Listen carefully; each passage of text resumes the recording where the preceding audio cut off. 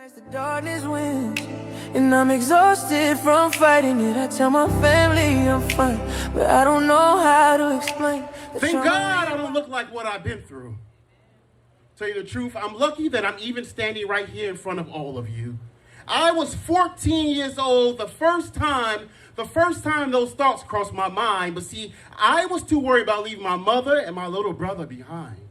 In high school, it was bad. No, in college, it was worse. Shit, I don't even know how I made it through my 20s and 30s because those thoughts used to float through my mind, but I used to be able to push them out right in time. Tell you the truth, I did not know that anything was wrong. I'm from Chicago. I was raised to be strong, never show any weakness. What happens in this house stays in this house. My mom said, boy, you better always keep your business to yourself. So I thought that meant even if it jeopardized my mental health. See, I've come to the conclusion that my happy moments in my life, they're like waves. They never stand still. I've been in denial and hurting for 32 years. It hasn't been easy to heal. But it seems like the older I got, the thoughts stopped floating. In my mind, those demons would stay and play every day, got me going through it. They're no longer whispering. Now every day they're screaming, telling me to just do it. I can't outrun it. I read the books, took the meds, sat in therapy trying to understand my head. But some nights the darkness wins, and I'm exhausted from fighting it. Someone said, Paul, don't worry, they're just passive, intrusive thoughts. It's only dangerous if you make a plan. Well, I remember the day I held that pen in my hand. On my calendar, I circled October 14th, 2021, and I wrote, just do it. And this time, it wasn't just a cry for help. This time, it wasn't just words out my mouth. I swear to God, y'all, this time I wouldn't chicken out. I had already been in the house for 2 weeks by myself. I looked at my clock and I realized I only had 8 minutes left. I picked up my phone one last time and I saw her. She was on the Breakfast Club during the interview and she said, come out of those dark rooms and get some help. It felt like she was talking to me. It felt like she understood my pain. So for the rest of my life, I'll say her name. Jennifer Lewis. Jennifer Lewis saved me because her words stayed in my head to the point where I started seeing my mom at the edge of my bed. My mom said, I miss you, baby, but I'm not ready to see you yet. Bro, that's like my mom fought for me. Dog, my mom fought for me. She took me out of his hands. She gave me enough strength. The next morning, I checked myself in because my heart was dark and so was my soul. I was in a room with no windows on a 72-hour hold. Intrusive thoughts attacking me every night. I'm doing everything they say, but healing isn't straight. Some days I cope, some days I break. Now I'm standing in line. I got a good job, master's degree, money in the bank, but I'm humble because now I'm standing in line and I'm raising my tongue like everyone else, but I'm lying to the doctors, keeping my secrets to myself because I'm worried about y'all judging me. You hear that? I was almost not here because I was worried about y'all judging me, even though I know that all pain wants to be free. Look, I don't think y'all understand.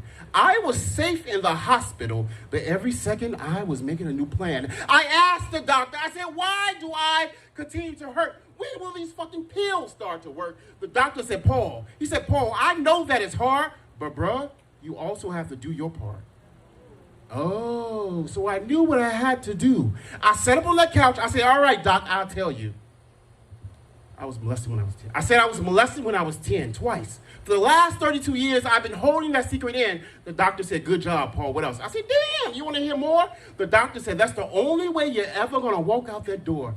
And the first time I was ready to let it go. It's not me. It's not me. It's when it comes down, I can't talk or have anyone around. On November 26, 2010, my mom called me, and I sat in that dark room with those demons, and I just looked at my phone. I called her back 10 minutes later, and some nurse said she's gone. The doctor said, good job, Paul. I said, wait, there's one more thing I need to let go. Something I've been holding in, something I never told my best friend. Yo, I'm a good dude. I really try to be a good person. But when it comes down, when those demons come around, I can't talk or have anyone around. On October 5th, 2020, my little brother, my only sibling, Jermaine Steward, he was coming to New York to see me in just 2 days. So all my social coins I tried to save. He called me and I sat in that dark room. I thought I'll just see my little brother tomorrow. But like a fool, I forgot that time is something that we can't borrow. I woke up the next morning in my bed. I read a text message. Paul, your little brother's dead. I asked the doctor, I said, doctor, don't you think this is too much for anyone to hold in, for anyone to handle? He said, yeah, Paul, but the truth is, you have a fucking chemical imbalance. He said, your highs don't balance with your lows. If your diagnosis feels like a sentence, hear me say, you haven't figured it out yet. I'm talking about MDD, major depressive disorder. And I'm not talking about you losing $20 and you mad as fuck. I'm talking about being in bed for 3 weeks and you can't get up. Depression's like drowning in a kiddie pool, but you're stuck. But everyone around you like, why won't he stand up? I don't want y'all to feel sorry for me because at the end of the day, I'm still here, even with depression.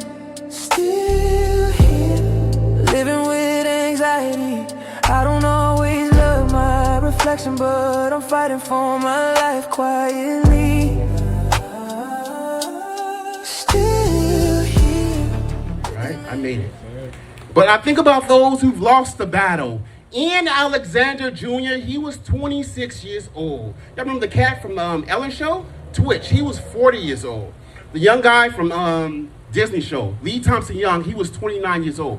I met a woman in Orlando. She said her son went to the graveyard in the middle of the night and he shot himself in the head. He was 21 years old, Jabril Muhammad. So I know there may be someone here, you smile when you're in a crowded room, you learn how to laugh real loud when everyone wants you to. But deep down inside, you're hurting, you're drowning. I understand that you're going through it. I just ask that you do like I did. Pick up the phone, just do it. Bed feels like running through pain. I've cried in silence, felt ashamed. Felt broken by my own mind. But I'm learning that expressing it is how I stay alive. I talk to friends, I write it down. I let the sadness speak. Cause repressing all these feelings almost ending me. I don't need judgment, I need space to feel everything I feel and still be okay.